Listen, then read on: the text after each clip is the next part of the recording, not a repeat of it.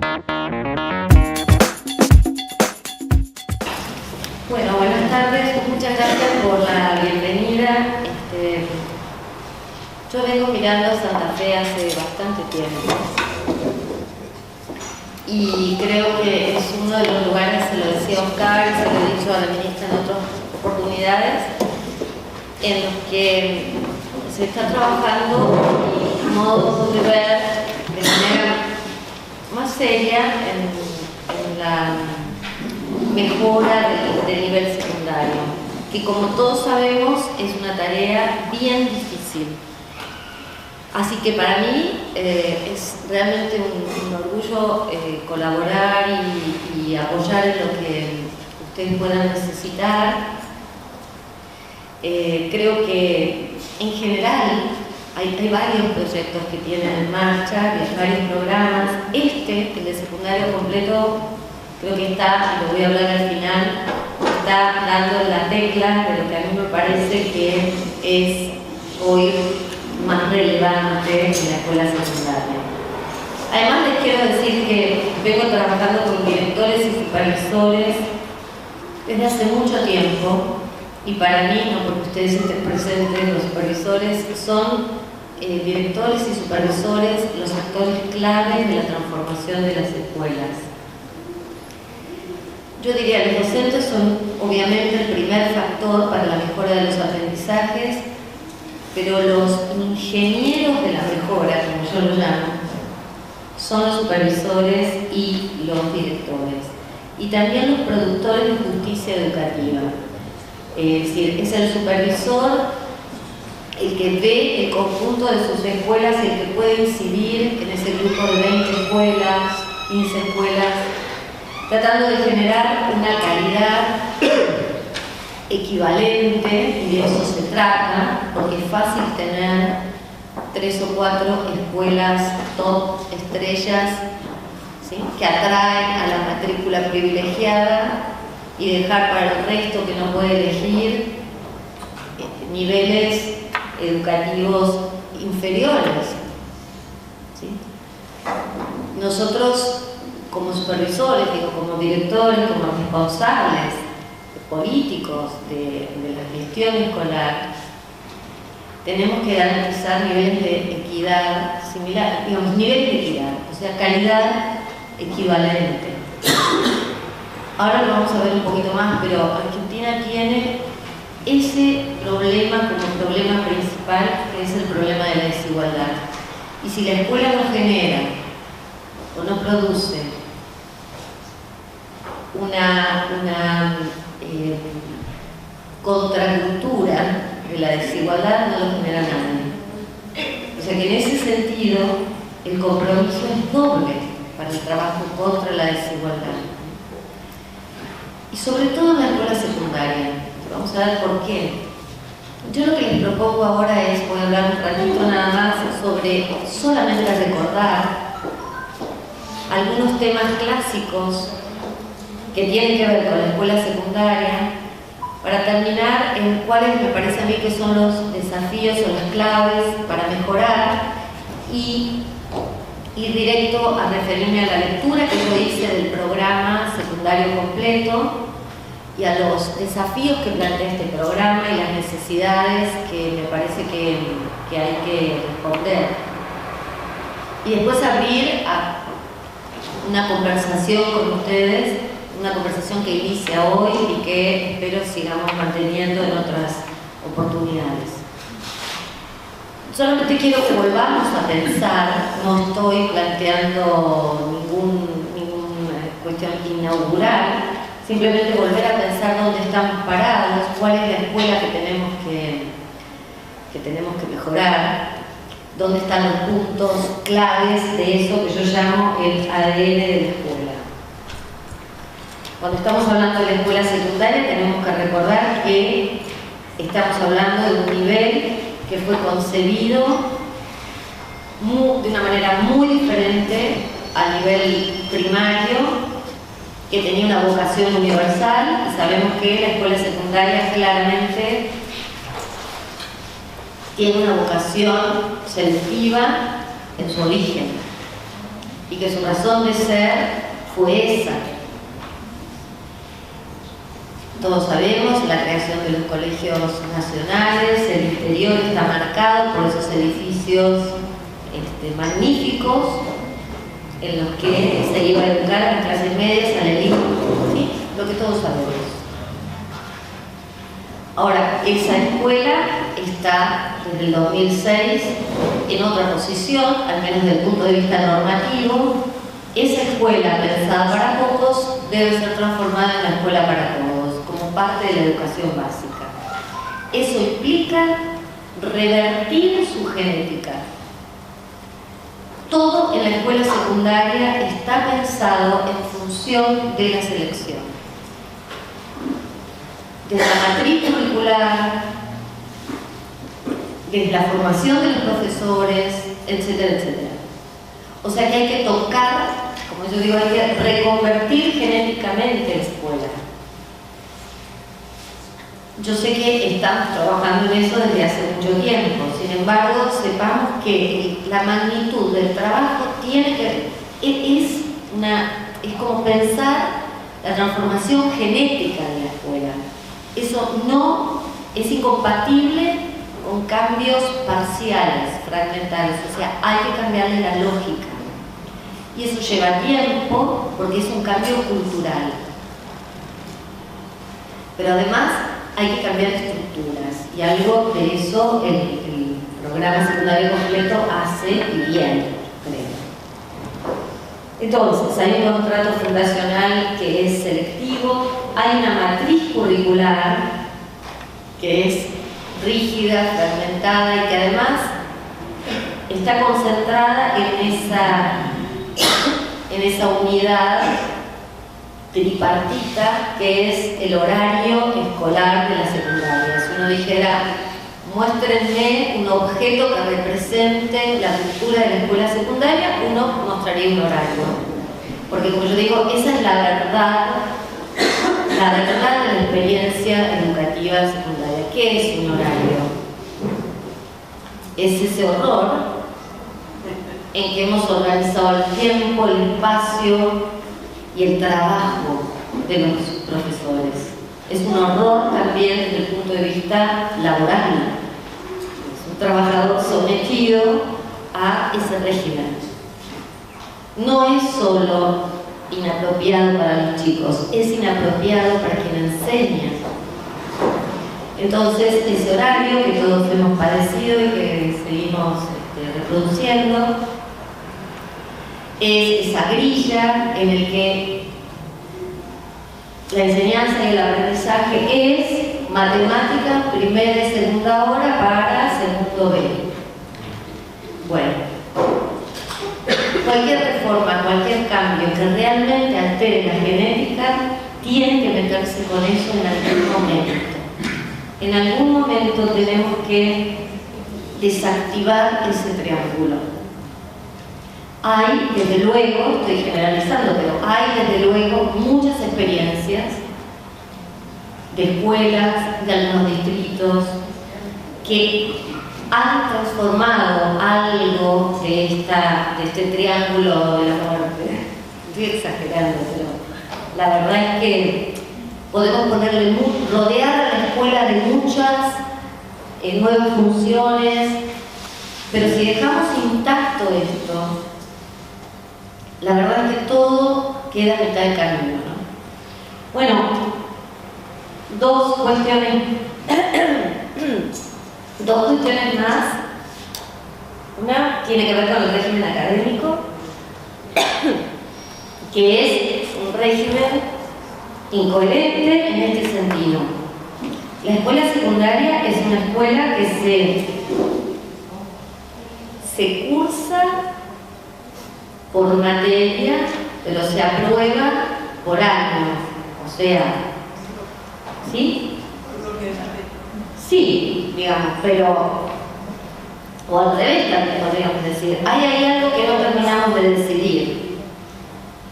Y como no lo terminamos de decidir, es decir, si un chico atraviesa todo un año, pero le quedan 3 materias, repite. Entonces uno dice, ¿era un alumno de primer año o era un alumno de materias sueltas que llegó a fin de año, contamos cuántas quedan más de 3, repite?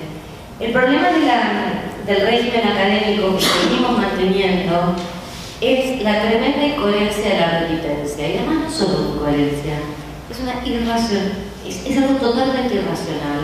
Recién comentábamos en el almuerzo que si alguna familia hiciera un planteo legal, por ejemplo, no sé si tendríamos argumentos para discutir, porque nosotros le decimos a un chico que aprobó matemáticas, lengua, geografía en segundo año, pero le quedaron 3 materias, entonces tiene que volver a hacer todo de nuevo, que es lo mismo que decir, sí, aprobaste matemáticas de segundo, pero ahora ¿sabes qué? No. Eso no se sostiene. Yo no entiendo cómo. No estamos llenos de juicios, por ejemplo. Si no entiendo cómo eso es aceptado. Eso no tiene ningún fundamento. Nosotros no podríamos sostener que hoy decimos A y mañana decimos B. Que al mismo chico al que le aprobamos una materia, se la desaprobamos. Nosotros nos decimos a nosotros mismos y obligamos a este chico a atravesar exactamente el mismo camino. Bueno, repetimos eso todos los años.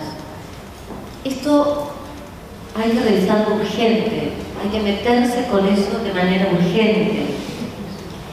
Eso forma parte del gran sinsentido de la escuela, de verdad no tiene sentido. Y además está probado que la remitencia no es un buen remedio en términos de mejora de los aprendizajes. Todos ustedes lo saben. Todos hemos tenido alumnos que repiten y que finalmente la remitencia es la antesala del abandono, y muy pocos son los que logran sobrevivir al trauma de la repitencia, ¿no? Entonces, la verdad es que tendríamos que ser capaces de ofrecerles algo mejor. Como dice Graciela Frigerio en esta frase fantástica cuando dice que con la obligatoriedad de la secundaria lo que le estamos diciendo a los chicos es lo siguiente: tenés el derecho a estar obligado, tenés el derecho a estar obligado a pasar cada vez más años en una escuela en la que no te pasa nada. Voy a repetirlo. ¿Qué fue? Tenés el derecho a estar obligado a estar cada vez más tiempo en una escuela en la que no te pasa nada. O la que te pasan cosas no demasiado buenas, como irracionalidades, como repetir, por ejemplo. Finalmente, tenemos una cultura organizativa atravesada por el academicismo y la anarquía organizada como una cultura descrita por mucha gente para describir la escuela secundaria. Anarquía organizada quiere decir que en una escuela secundaria todos se han puesto de acuerdo en que no van a ponerse de acuerdo. ¿Sí? Los departamentos disciplinares tienen cada uno su lógica, su estatus epistemológico dentro del currículum. Por un lado tenemos las reinas del currículum, ¿no? Que son dos.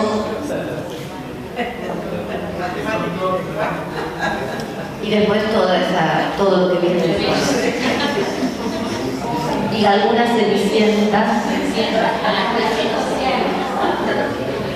Algunas cenicientas están ahí, sobreviven. Algunas molestias también, como no quiero nombrarlas, pero porque les veo las caras y ya nos estamos encendiendo. Algunos directores y supervisores consideran incluso algunas molestias, como piedras en el zapato, por ejemplo, educación física, que dice, no entiendo para qué está esto, y además me queda lejos, y se da en otro lado, y esta gente hace lo que quiere, bueno, todo lo que sabemos. Es decir, el currículum es también un campo de batalla, un campo de batalla epistemológico, pero también ideológico, donde hay disciplinas que tienen la delantera. Bueno, todos sabemos esto. Y por tanto, los profesores que dictan esas materias tienen un estatus distinto en la escuela. Y reproducimos también ese juego de poder entre las disciplinas adentro de la escuela. En fin, sobre esto podríamos hablar mucho. Y yo sé que Santa Fe ha avanzado, y lo hablábamos recién, de una manera muy interesante en relación al currículum, generando los núcleos interdisciplinarios de contenido. Eso es algo sumamente interesante y un camino muy importante para revertir justamente esta fragmentación del currículum, ¿no? Esta anarquía organizada, y poder pensar un currículum más interesante y también más de acuerdo a cómo evoluciona hoy el pensamiento, el conocimiento científico, por ejemplo, que ya no funcionan por disciplinas aisladas. Entonces, en ese sentido, yo creo que hay un muy buen camino recorrido y que habrá que seguir trabajando en eso. Pero, a grandes rasgos, esta estructura profunda de la escuela secundaria se sostiene principalmente en la cabeza de los docentes, en la ideología, en la forma de pensar la escuela, en la forma que tienen de pensar la escuela también las familias, los propios chicos. Esta es la escuela que hemos cursado, la escuela que llevamos dentro. Y es una escuela que tiene hoy una profunda crisis de sentido y que genera un profundo malestar, insisto, no solo en los alumnos, sino también en quienes trabajan en ella. Esta escuela recibe hoy un exceso de demandas muy complejas, por un lado, porque tenemos demandas por las finalidades, una escuela a la que se le piden tres cosas muy distintas, que responda a la formación ciudadana, a la formación para el mundo del trabajo y a la formación para estudios superiores. Es una escuela a la que se le está pidiendo reformular y renovar su modelo pedagógico, y es una escuela a la que se le pide también que reformule su estructura organizativa, pero también es una escuela que tiene, por un lado, la demanda de los sectores tradicionalmente incorporados, que son los sectores medios, que le piden a la escuela que enseñe inglés, o que enseñe tercer idioma, o que enseñe, por ejemplo, materias nuevas, interesantes para los sectores medios. Pero también recibe la demanda de los sectores recién integrados, los sectores populares que están recién llegando en la primera generación, que está llegando a la escuela secundaria, y le está pidiendo a la escuela secundaria que le enseñe a leer, porque viene a veces de escuelas primarias que no garantizan esto. Entonces son demandas contradictorias a las que la escuela tiene que responder, a todas esas. ¿Cómo se tramita? ¿Qué se hace con este exceso de demandas? Esta es una de las grandes... No alcanzan las funciones tradicionales. Y ahí nos vamos acercando a algo que toma de lleno el programa secundario completo, que es la formación de orientación. Pero aún más. Vamos a ver enseguida que estas demandas tienen además un foco específico sobre el que nos tenemos que concentrar. ¿Qué hemos hecho estos años? ¿Qué ha sucedido en los últimos tiempos? En realidad, la escuela secundaria no ha parado de crecer desde los años 60. Hay una expansión considerable. Yo diría que la escuela ha crecido a pesar de ella. Ha crecido desde abajo, ha crecido por demandas de la sociedad, en búsqueda de las familias de completar la educación de sus hijos, no porque la escuela secundaria tenga una vocación, digamos, de incorporarlos. Entonces, crece desde abajo, crece por presión de la propia sociedad, de las familias, aumenta la heterogeneidad de la matrícula, ya lo sabemos, pero esta viene siendo en muchos casos una democratización aparente, porque así como aumenta la matrícula, aumenta la heterogeneidad, aumenta el fracaso, la repitencia, la deserción, y tenemos graves problemas de calidad y sobre todo de inequidad. Sobre todo de inequidad. El problema que tiene Argentina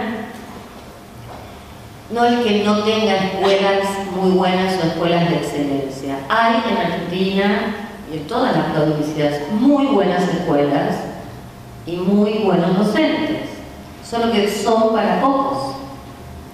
El problema que tenemos es también, además de la baja calidad, la distribución inequitativa de los servicios educativos.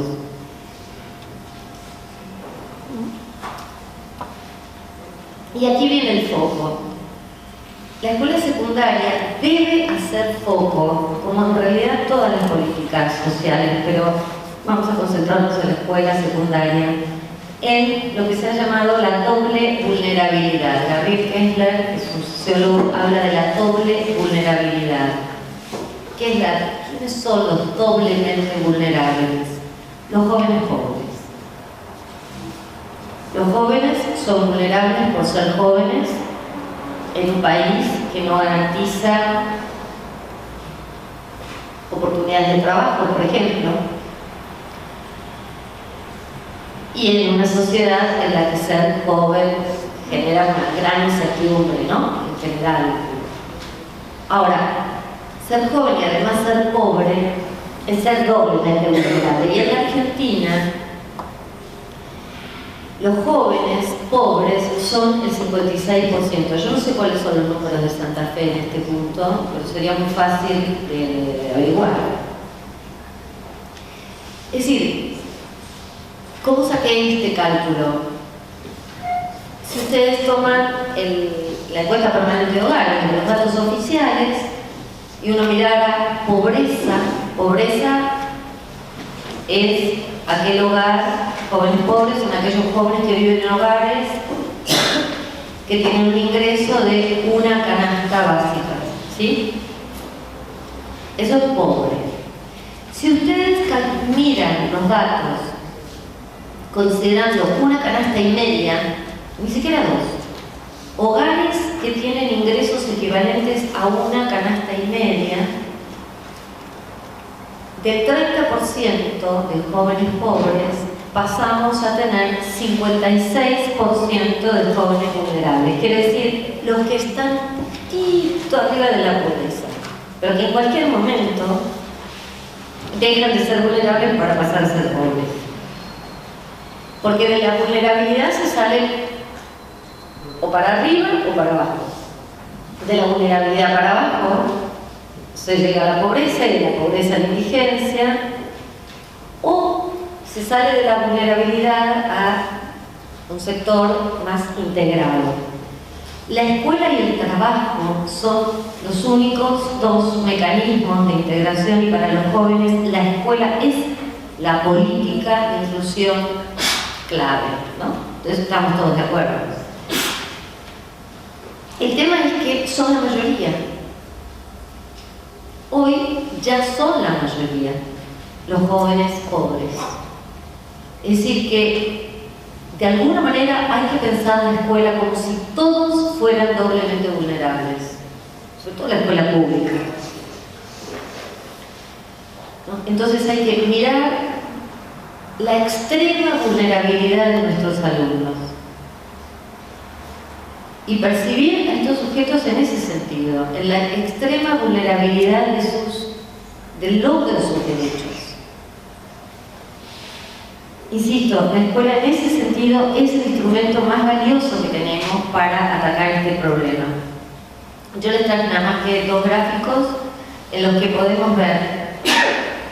Usé los datos de PISA, es un gráfico de PISA que nos muestra el porcentaje de alumnos de nivel socioeconómico bajo que pueden ser buenos en matemática. Es decir, no voy a decir cuánta matemática aprenden los pobres en la Argentina. ¿Encontraron dónde está la Argentina? Sí. Bueno, eso aprenden. O sea, en relación a otros países, al promedio de la OCDE, que garantiza que los más pobres también pueden aprender. En Argentina no. Y matemáticas es el área donde más se nota, porque es donde la escuela agrega mucho. Es decir, es donde podemos ver más justamente la impotencia de la escuela para trabajar en esa situación, ¿no? Porque lengua, todos sabemos, o prácticas de lenguaje, lectura, hay otros espacios en los que uno puede aprender. Matemáticas no, difícil aprender en internet solito. Matemáticas. Otro gráfico también de PISA muestra el porcentaje de estudiantes resilientes. Es muy interesante este concepto. Es un lindo indicador también para trabajar en las escuelas. Si pudiéramos calcularlo, podría ser un indicador interesante. Que son los alumnos cuyos resultados de aprendizaje son mayores de los esperados según su nivel socioeconómico. Si uno puede hacer un pronóstico según el sector, el nivel socioeconómico al que pertenecen los alumnos, cuál es su expectativa de aprendizaje, cuánto van a ser capaces de aprender. Bueno, algunos alumnos pueden aprender más allá de ese destino, ¿sí? Y eso se puede calcular. ¿Encontraron Argentina? Como, siempre como por abajo. Uno tiene que mirar así en la zona inferior de la diapositiva y siempre está. No. Pero digo, fíjense que estamos en el cuarto contando desde abajo, ¿no? ¿Qué quiere decir esto? Que en realidad la escuela está reproduciendo las desigualdades de origen, ¿sí? Es decir, los más pobres aprenden menos y la escuela no puede contra eso. La pregunta es entonces, ¿qué es lo que determina o qué es lo que va a generar otras vidas, digamos? ¿O de qué depende el nivel de logro de aprendizaje? ¿De la escuela o de la cuna? Y acá hay un nuevo gráfico que simplemente yo les propongo leerlo, como hay profesores de matemáticas en la sala, a verlos. Ah, muy bien, muy bien. Sabemos estadística.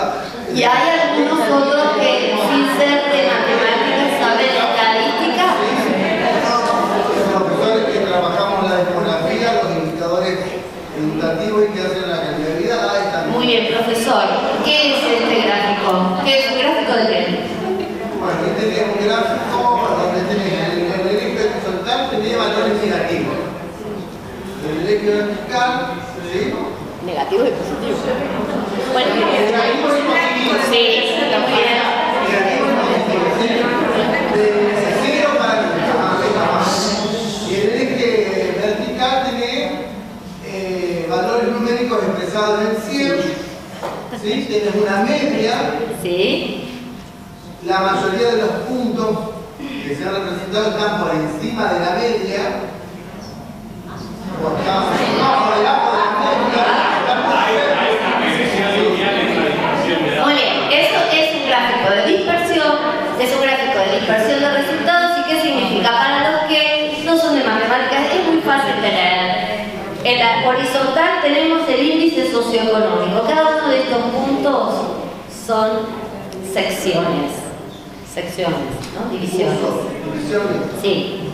Y estos son, en el eje vertical, tenemos los puntajes de lectura de PISA. Lectura.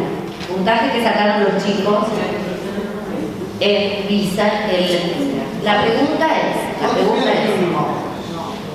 o el piso. 500, 450, digamos, sería el promedio. Pero no importa eso.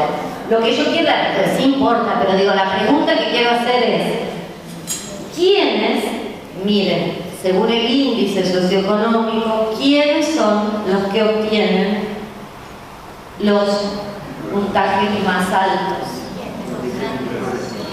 Los que están mejor posicionados desde el punto de vista económico, ¿sí? ¿Está claro eso? La nube, un gráfico de dispersión siempre define una nube de puntos. Ahora, hagamos una prueba y acá es importante este momento de la charla porque es el momento en el que voy a intentar sacarlos de la depresión, ¿sí? Que algunos han caído en la depresión,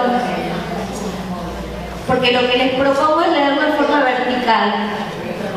Y miren, para el mismo nivel socioeconómico, para un mismo nivel, tomemos uno, para el mismo nivel socioeconómico yo tengo resultados que están acá, pero también tengo resultados que están en los máximos puntajes. ¿Sí?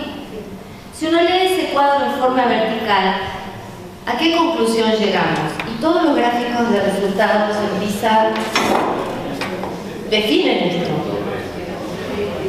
Que al mismo tiempo que en general se ve esta función de reproducción de la escuela de las desigualdades, también podemos constatar que para un mismo nivel socioeconómico hay escuelas que aseguran buenos resultados y otras que no. Es decir, que la escuela puede marcar una diferencia. Y ahí aparece otra visión entonces, más optimista, y es que tenemos investigación suficiente para saber que hay factores escolares, factores asociados, factores institucionales que pueden revertir esta lógica de desigualdad del sistema. ¿Sí? Y seguramente ustedes conocen muchos casos así, de escuelas que trabajando con la misma población que otras, sin embargo, obtienen buenos resultados. Hay toda una línea de investigación que es la de eficacia escolar o mejora escolar, que estudia eso. Yo trabajo sobre esa línea y hacemos investigación preguntándonos eso, es decir, ¿qué hace esta escuela que obtiene buenos resultados? ¿Qué cosas está haciendo bien? Descubrirlas para usarlas como lección para las otras. Es decir, ¿qué cosas funcionan? En la última investigación que hicimos, simplemente les muestro, hicimos investigación en la Ciudad de Buenos Aires. La Ciudad de Buenos Aires había mapeado las escuelas poniéndole un índice, algo similar, de algún modo, a lo que se va a hacer con los criterios de asignación, lo que ustedes van a hacer en el programa secundario completo, al categorizar las escuelas, ¿sí? En rojas, amarillas, verdes, se va a diferenciar. Ese índice era un poco más complejo porque lo que tenía era resultados de aprendizaje. Y entonces yo le pedí a la gente de evaluación que buscara en la base de datos si había alguna escuela que estaba obteniendo resultados, chicos obtenían resultados de aprendizaje por encima del promedio, teniendo un nivel socioeconómico por debajo del promedio, ¿sí? Si había alguna. Y de las 150 escuelas, ese estudio había sido sobre 300 escuelas. Había 18. Solo 18 estaban en esta franja que yo diría de escuelas resilientes, escuelas que lograban que esos chicos tuvieran mejores resultados, aunque sus condiciones socioeconómicas marcaban otra cosa. Bueno, empezamos a estudiar esas escuelas, a ver qué tenían, qué factores había ahí que podían servir para el resto. Es una investigación larga, pero lo que les traje son los principales hallazgos, porque sirven para generar una idea sobre qué es lo que hay que mejorar. Lo primero que encontramos es que eran escuelas con un fuerte marco organizativo y clima de trabajo. Nada de esto es nuevo para un supervisor, ni para un director. Son cosas que uno supone que son condiciones necesarias, pero distinto es verlo. Y encontrar que en esas escuelas se daba eso y que en otras que reproducían las desigualdades, muchas de estas cosas no estaban presentes. ¿Qué quiere decir fuerte marco organizativo? Son escuelas, como yo digo, que tienen forma de escuela, o sea, que tiene un horario de entrada, que todo el mundo respeta, y un horario de salida, que todo el mundo respeta, que cuando toca el timbre los docentes entran al aula a dar clase, o sea que hay espacios de trabajo y espacios de recreo, y que se diferencian muy bien. Me ha pasado entrar en escuelas que uno no sabe si están en recreo, si están en clase, si el profesor vino o no vino. Escuelas donde uno pasa el nivel de ruido de adentro del aula, uno cree que están solos, y sin embargo se asoma y está el profesor adentro. Es decir, en estas escuelas los espacios y los tiempos están muy claros y muy diferenciados. Hay clima de trabajo, quiere decir, hacemos una prueba y era si se podía entre una aula y la otra con las puertas abiertas en las dos aulas dar clase.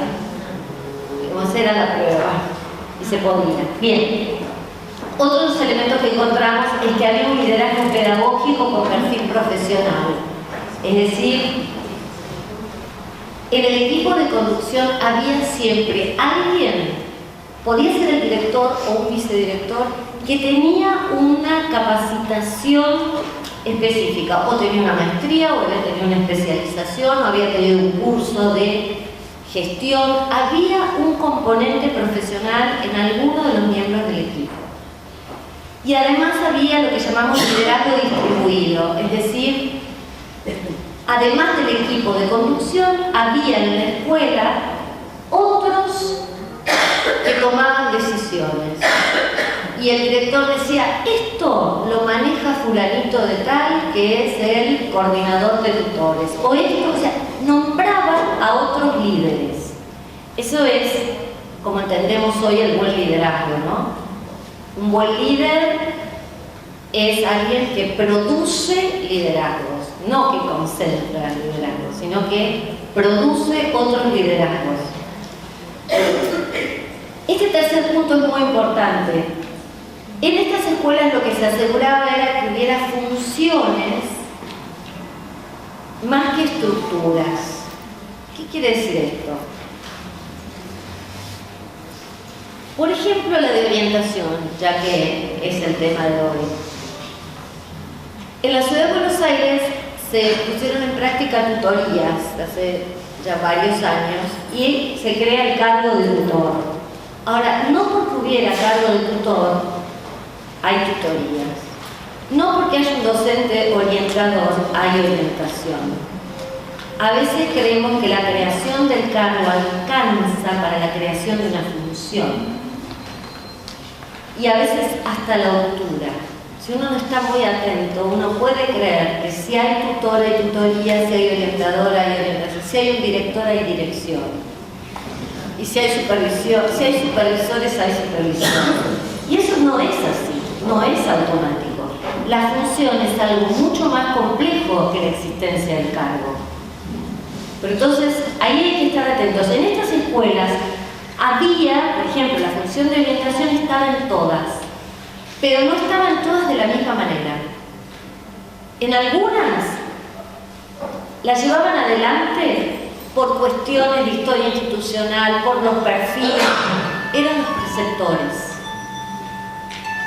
En otras eran efectivamente los tutores, en otras eran un sistema de tutorías que habían hecho los chicos de quinto año respecto de los de primero. Es decir, la orientación, la función de orientación había tomado diversas formas, pero existía como función de acompañamiento a las trayectorias escolares, ¿no? Esto lo digo porque ustedes están en un momento inaugural de puesta en marcha de un programa que se centra en la función de orientación, que tiene un eje importante en la creación, en la asignación de algunos cargos, pero que enfrentan un desafío, y es con esos cargos construir una función de orientación real, que no está dada por tener los cargos. Es condición necesaria, pero de ninguna manera suficiente. Hay que ver si a partir de los cargos y del proyecto que cada escuela va a armar, se puede desarrollar la función de orientación. Ese es el desafío, no está dado. Bueno, después veíamos que eran escuelas que tenían altas expectativas en todas las direcciones, había altas expectativas respecto de los chicos tenían altas expectativas respecto de sus docentes. Hicimos muchos grupos focales, los chicos hablaban de sus docentes como personas de las que esperaban cosas. Los chicos esperaban cosas de sus docentes. Y los docentes de los alumnos, ¿no? Los directores de sus docentes y así. Hay una mirada positiva en general. Y finalmente la centralidad de los alumnos. Cuando hablábamos con los adultos de la escuela, uno de los marcadores que nosotros teníamos para las entrevistas es ver de qué manera se aparecía en el discurso el tema de los alumnos y de qué manera aparecía, cuál era la visión implícita que había cuando el director hablaba de los chicos. Y en todos los casos aparecía siempre en el discurso de los adultos el tema de los alumnos, se hablaba de los chicos y se hablaba con una visión positiva. Uno de los problemas que tenemos en la escuela secundaria es que en gran medida está armada en función de los docentes, ¿no? Por ejemplo, volviendo al horario. El horario no tiene nunca nada que ver con los intereses de los chicos. Ubicamos las horas en función del docente. Y hacemos los cambios de horario también en función de lo que le conviene a tal o cual docente. ¿Sí o no? Bueno, esa es la escuela que tiene que ver más de las 44 horas que tenemos que tener, de los traslados. Sí, viene de la mano de justamente poner en el centro no los aprendizajes y no al alumno, sino una escuela que fue poniéndose al servicio del docente. ¿Sí? Y ahora decimos, no, chicos no aprenden. Y no está armada, ¿no? Las neurociencias nos dirían, por ejemplo, que no deberíamos poner, hoy sabemos que no deberíamos poner, si hacemos un horario en función de los alumnos, por ejemplo, matemáticas a las 7 de la mañana. Eso dice las neurociencias hoy, qué sé yo. Pero lo hacemos, porque ¿qué hago con el profesor que tengo ahí hace tanto tiempo? Ah, bueno, entonces estamos armando la escuela para el profesor. No, digo, simplemente recordar lo que venimos haciendo, ¿no? Bien. Estas claves, y voy terminando, estas investigaciones nos permiten hoy ratificar cuáles son las claves, y ustedes lo saben, cuáles son las claves para mejorar. Yo acá planteo 7, podrían ser más, ustedes tendrán las suyas según su experiencia, pero yo diría que hay por lo menos 7 cuestiones que hay que atravesar. Una es la misión y la visión renovadas, es decir, todo el trabajo que podamos hacer, trabajo de tipo ideológico, de revisión ideológica en el sentido de cómo estamos pensando la escuela y para qué la estamos pensando, todo lo que podamos hacer nosotros mismos, con nosotros mismos, con los docentes, con los directores, pero también con las familias, ¿no? Ustedes conocerán familias que cuando el chico fracasa en la escuela termina sacándolo o diciéndole no vayas más porque no te da la cabeza, porque no es para vos. Familias que tienen muchos hijos y dicen, bueno, yo a este sí lo mando a la secundaria, el resto no. Es decir, como también un convencimiento y una resignación que la secundaria no es para todos. Eso también es un prejuicio de las familias. Y la escuela tiene que ayudar a remover ese prejuicio también en las familias.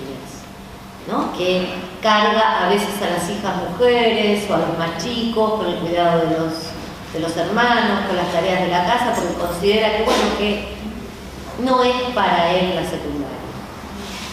Entonces hay un trabajo enorme que hacer de revisión de la misión de la escuela en todos los actores, y también en los propios chicos, ¿no? De convencimiento de su derecho a la escuela secundaria. Luego, el currículum integrado y flexible y los marcos de actuación. No alcanza solo con tener un muy buen currículum. El currículum puede ser fantástico. Si total, digamos, el currículum finalmente es un documento sobre el que nos pusimos todos de acuerdo, pero también que podemos guardar en el cajón y hacer cada uno lo que quiera, lo que pueda. Entonces, el desafío es armar un currículum integrado. Yo creo que hay que ir a un currículum mucho menos extenso en términos de cantidad de disciplinas. No podemos seguir enseñando 10, 12 disciplinas simultáneamente. No tiene ningún sentido.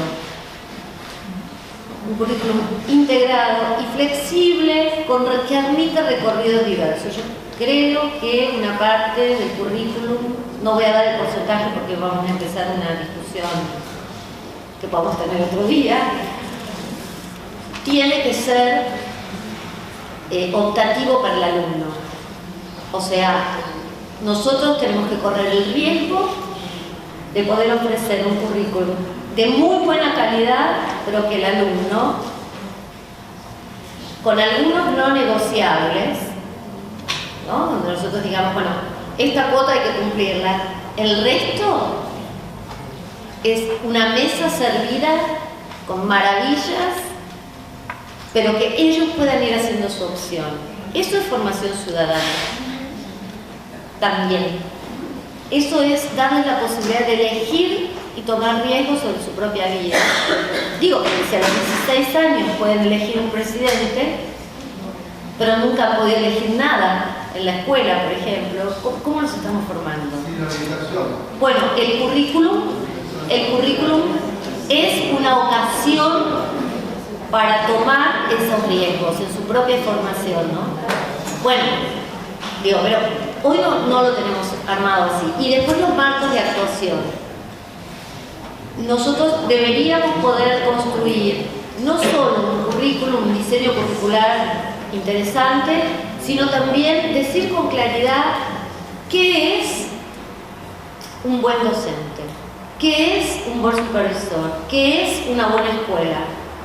Es decir, consensuar cuáles son las características que sí o sí debemos demandar a la formación, por un lado, pero después también a la evaluación. Si no, cuando se habla de evaluación docente, por ejemplo, esto no sé para qué. Ah, se escucha mejor. ¿No? Sí.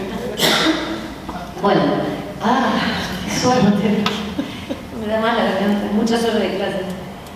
Lo que digo es, si nosotros no en ningún lugar decimos qué esperamos de una escuela, digamos, qué es una buena escuela, todos tenemos una idea, pero no hay un consenso, ¿no? Un lugar donde uno pueda, un referente, digamos, diríamos en currículum.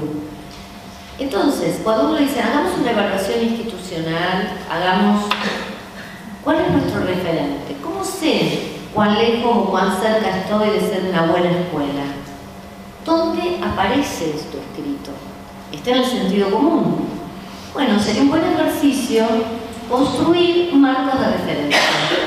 Son complejos porque hay que ponerse de acuerdo. ¿Qué es un buen docente? ¿Qué es un buen supervisor? ¿O qué significa ser supervisor? Alguien me dirá, bueno, cumplir lo que dice el estatuto. El estatuto no dice nada. ¿Ahí se cruzaría por lo legal? Sí, también. Porque vos me decís, a mí hizo mucho ruido lo que vos dijiste, lo de la evaluación. Y ahí se me cruzó la estructura gremial. Claro. Se opone a cualquier tipo de evaluación, ya sea del plantel docente o de las instituciones.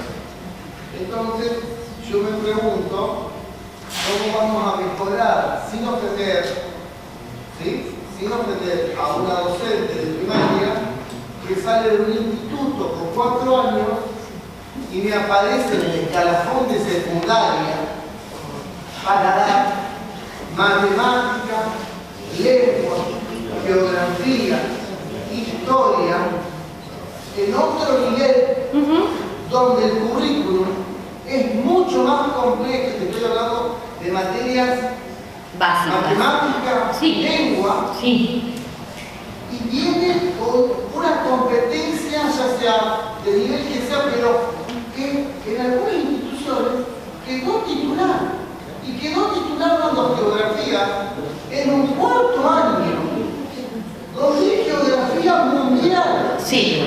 Yo entiendo lo que decís. Entiendo perfecto. O matemática en un 3er año. Sí. De escuela secundaria, y donde me ganó. ¿Sabés dónde está el docente? Estoy de acuerdo. Pero quizás el peor problema, estoy de acuerdo con esto que decís y me parece que hay mucho por mejorar, mucho, en términos exactamente lo que vos decís de acceso al cargo y demás. Igual yo creo hoy que el problema más grave, que ese problema existe, pero el problema más grave es cuando el profesor que toma matemáticas del 3er año es un profesor de matemáticas del 3er año y no sabe, está mal formado, no tiene incentivo, falta una cantidad de cosas. Es decir, claro, y es la mayoría. Ahora, el asunto es que los marcos de referencia, lo que nos van a decir, obviamente los marcos de referencia requieren, es todo otro tema interesantísimo, ¿no? Que hoy no lo podemos abordar, pero requieren una gran discusión porque hay que generar consenso sobre eso. ¿Qué entendemos? Vamos a hablar de las cosas, digamos, de los supervisores, por ejemplo. ¿Qué entendemos que es un buen supervisor? Es muy fácil hablar de los docentes o de los directores. Hablemos de los supervisores. ¿Qué es ser un buen supervisor? Hay muchas perspectivas. ¿Qué tiene que hacer un supervisor? ¿No? ¿Cómo hay que formarlo? ¿Qué? ¿Cómo? Por eso estoy diciendo. Dejémonos de hablar de los que no están. Claro, hablemos de los que no están. No, pero quiero decir, cada uno de los cargos, incluso qué es una buena escuela hoy. Porque es una reflexión que hay que hacer profundamente, ¿no? Porque hay muchas formas de decir mi escuela es una buena escuela o esa es una buena escuela. Normalmente decimos esa es una buena escuela cuanto más selectiva es. Sí, y tenemos que aprender a decir que una escuela es una buena escuela cuanto más resiliente, como decíamos recién, o cuanto mayor valor agrega. Eso es una buena escuela. En fin, es una gran discusión. El asunto es que no lo tenemos consensuado. Entonces, cuando se habla de evaluación o cuando se habla de formación docente también, no está claro cuál es el paradigma, hacia dónde vamos. Está siempre implícito. Un ejercicio sería empezar a decir, poner sobre la mesa las cartas y decir qué es para mí una buena escuela, qué es para mí un buen docente, y llegar a algunos acuerdos. También puede ser a nivel institucional. La institución, una discusión que puede dar a nivel de la institución es, bueno, ¿qué entendemos por un buen docente para esta escuela, con esta población? Perdón, eso Sí. me quería decir antes, que todo tiene algo común, que es esa capacidad de adaptación que tiene la institución, el supervisor y el docente. ¿Sí, no? Sí, pero en Es bueno para un lugar, no es bueno para el otro. Por eso digo que con la presencia fuerte del contexto, en algún lugar, esta declaración, este marco de referencia tiene que estar. Que será en el proyecto institucional, es un buen lugar. De alguna manera tiene que explicitarse, ¿no? Bueno, tenemos que saber producir más y mejor conocimiento acerca de la enseñanza y la didáctica. Y esto es una asignatura pendiente que tiene la academia en este punto, porque hoy estamos educando a chicos que vienen de un mundo totalmente diferente en muchos sentidos, pero desde el punto de vista cognitivo. Son chicos que han estado expuestos y están expuestos a una gran cantidad de información, que acceden de una manera muy novedosa a esa información, que tienen una relación distinta con sus pares. Digamos, la escuela se define como un lugar de socialización. Ahora, los chicos nos vienen en primer grado inmersos en 5 redes sociales distintas. Y uno dice, vienen a la escuela a socializar. Y pero ustedes se vienen enganchados en redes con chicos del otro lado del océano, ¿no? Es decir, hay que volver a pensar cómo interactuamos con estas generaciones que han experimentado en lo que va del siglo XXI una transformación importantísima en cuanto al acceso a la información y a la experiencia de socialización a través de las redes. Estaba leyendo hace poco una investigación de Silvia Schlegelson sobre nuevos problemas de aprendizajes en adolescentes a partir de la exposición de las tecnologías de la información, ¿no? Es decir, nuevos modos en que se manifiestan los problemas de escritura y de lectura. Es como otros nuevos fenómenos. No es que estamos peor, no quiero decir eso. Quiero decir que hay que estudiar, porque estamos con sujetos que traen otros saberes y nos van a habilitar otras cosas. Bueno, ahí tenemos un déficit. Hay un déficit de nuevos marcos psicopedagógicos, didácticos, para abordar a estos sujetos. Entonces ahí yo creo que la escuela tiene que hacer una demanda muy fuerte a la academia. Señores que vienen, especialistas que vienen a decirnos a las escuelas lo que hay que hacer, pónganse a estudiar, pónganse a producir investigación que nos diga cómo se enseña a estos nuevos perfiles jóvenes. Y esa demanda no la están haciendo las escuelas.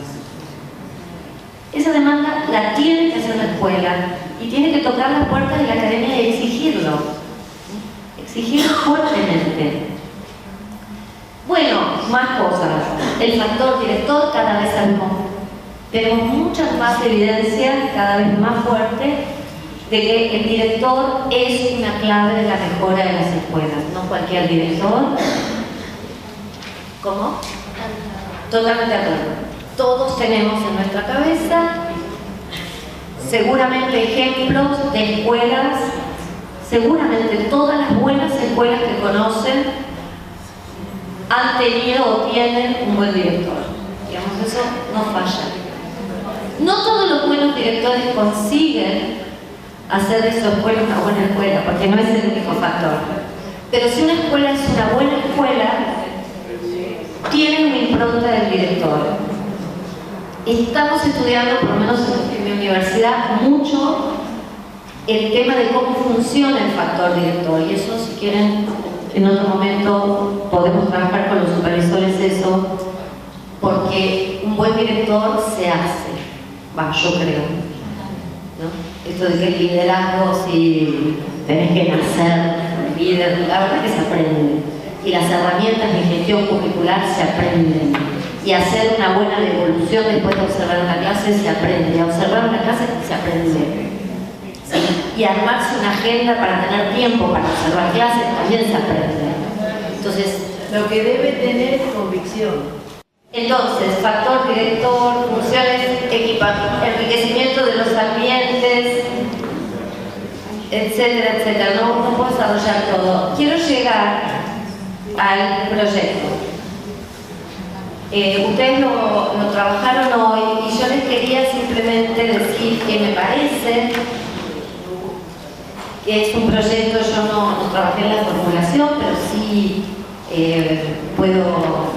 voy a colaborar en los procesos de implementación y en todo lo que vaya a ir surgiendo. Que este programa se inscribe en esa perspectiva de integralidad, o sea, apunta al integral, lo dice muy bien. El programa tiene una perspectiva integral y artesanal. Está muy bien usado ese concepto, porque el trabajo es artesanal, que eso es lo que lo hace tan interesante. Artesanal es 1 a 1, ¿no? Es 1 a 1, es cuerpo a cuerpo. Acá no hay forma de estandarizar ese trabajo, por suerte. Pero seguramente algunas cosas sí se pueden definir, digamos, como instancias que el programa deberá considerar en todos los casos. Yo pensaba 2 o 3 cuestiones para dejar y abrir el diálogo, que ya lo dije, el cargo no garantiza la función, así que tener docentes de orientación no garantiza tener orientación. La orientación hay que construirla. Hay un riesgo, veo un riesgo, que por eso lo anticipo, porque hay que prevenirlo, que es el riesgo de que entonces la enseñanza se separe de la orientación y el docente académico, digamos, el tradicional, diga: ah, bueno, listo, ahora tenemos quien oriente, quien se haga cargo de aquel que no. Bueno, digo, ese es el riesgo. Y la orientación sirve si está muy cerca de la enseñanza, y la enseñanza sirve si está muy cerca de la orientación y si trabaja de forma solidaria. Si no, es un planteo hipócrita. Es un planteo hipócrita, donde uno se abroquela en el rol académico y el otro que se arregle como pueda, con aquellos que no pueden, ¿no? Digo, anticipo ese riesgo. Y para terminar esta parte, por lo menos, me parece que cuando se empieza a dar forma en cada institución al programa, al proyecto, cada institución tiene que armar, o lo han llamado los espacios de acompañamiento, o sea, el plan de trabajo de los espacios de acompañamiento, hay algo que no está dicho así explícitamente, está en el espíritu, pero no está dicho, y es que es necesario incluir la voz de los alumnos. No lo vi explícitamente, y a mí me parece que en un proyecto como este tiene que haber mecanismos institucionales y muy activos para que los alumnos puedan decir aquello en lo que necesitan ser acompañados. Porque si no, vamos a caer en: tenés derecho a estar obligado a que yo te acompañe, ¿no? Y la verdad es que la función de acompañamiento es la función justamente de correrse del lugar principal, y es ser acompañante, ser sostén, y en eso hay que darle la palabra. Entonces, me parece que el programa tendría que por ahí estructurar algunas formas en que la voz de los jóvenes aparezca de manera sistemática en la escuela. Quizás se logre ahora también el impulso de todo el centro de estudiantes en muchos de los lugares que todavía no tenían, y ahí se... Bueno, pero ahí estoy de acuerdo, esa es una forma de la participación. También simplemente cómo se escucha. Es cierto, pero digo, esa es una forma. A veces vuelvo a lo mismo, creemos que porque está la estructura... espacio para que se expresen y para que se... Sí, pero acá estoy hablando de una expresión personal y singular, que siempre es política, por supuesto, pero que en este punto tiene que ver con la trayectoria singular, específica, especialísima de la vida de cada joven. Entonces, los centros de estudiantes son fundamentales para una parte, para una expresión de la participación, pero no debería ser el único canal, no debería ser la única estructura, deberíamos tener... Perdón, Sí. dentro de todas las líneas de acción que contiene el programa, estamos hablando de ruedas de convivencia, estamos hablando de docentes orientadores y de centros de estudiantes donde el alumno realmente tiene la posibilidad de hablar con su tutor, con su orientador y con su padre. Sí, pero la señora toca lo medular. Porque usted cuando dice se puede llegar, la voz de los alumnos, se llega. es el principal miedo de los alumnos. Sí, Van. sí, le tenemos un poquito de miedo a eso, pero... Medular eso. Sí, Eso es medular. Un director que abre la palabra a los alumnos, escucha a los alumnos, tiene que terminar interpelando a su cuerpo docente.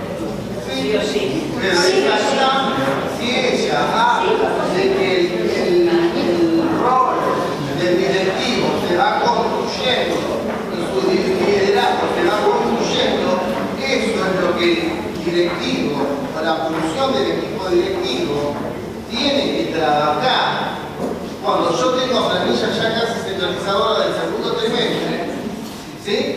Y más allá de un docente que me ha presentado planificaciones de un espacio curricular básico, puntual, ¿sí? Con las emociones curriculares, tengo el 60 o el 70% de los estudiantes que no alcanzan la exhibición y tienen en el aula 21 estudiantes o 14. Escuchar a los alumnos. Quiero terminar así, abrimos la palabra para todos, no se mona. Como dijo ella, para eso está la facilitadora de la convivencia. Recupera esa palabra que el cuerpo directivo tiene que Mira, ahí está el miedo. Miren, yo les quiero contar ahora que vos decís que termino con esta anécdota, la facilitadora. Cuando digo que podemos poner los cargos, pero nunca desarrollar la función, es porque los docentes tenemos una habilidad increíble. Yo contaba en Ciudad de Buenos Aires cuando empezaron con las tutorías, o mejor dicho, con los sistemas de convivencia, se habían sacado las amonestaciones hace unos años. Se sacaron las amonestaciones y se armaron los consejos de convivencia, ¿no? Y entonces un profesor en el aula, un alumno que estaba molestando, le dice, digo, como síntoma de lo que somos capaces de hacer, ¿no? Le dice, en otro contexto le hubiera dicho, tenés 5 amonestaciones, 10 amonestaciones. ¿Qué le dijo? Le dijo, portate bien, porque si no te hago la convivencia. Te hago la convivencia